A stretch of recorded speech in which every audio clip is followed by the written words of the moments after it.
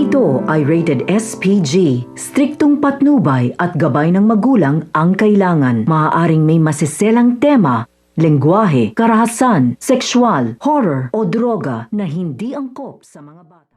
Patuloy nga ang panlilinlang ng mga gerero sa Kamaynilaan na kung saan pinapalabas na nga nila na marami silang nagagawa sa Maynila, na kung saan maraming ambulansya ang kanilang pinindus upang sa gayon nga makatulong sa kabayan. Ngunit hindi nga nito alam ng mga Kamaynilaan na gawa-gawa nga lang ito at isa nga lang ito mga peking mga ambulansya. Hindi naman nga naniniwala ito nga sila tinding na maganda ang mga gustong mangyari ng mga girero dahil alam nga nila na isang illegal na naman nga ang mga ginagawa nga nito.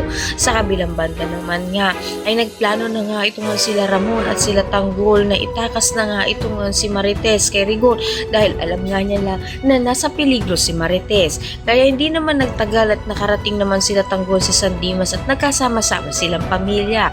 Plano nga rin ito ni Rigor na gamiting patibong nga ito nga si Marites upang sa gayon nga mas madali nga nilang mahuhuli ang mag-ama at mga magkakaibigan upang sa gayon mapakulong na sila ng tuluyan. Kaya naman pakatutukan nga natin dito kung ano nga kaya ang kahihinatnan ng pagliligtas nga nito nila Ramon at Tanggol dito nga kay Marites. Ang lahat na yan naman natin manahin. Salamat sa iyong panood.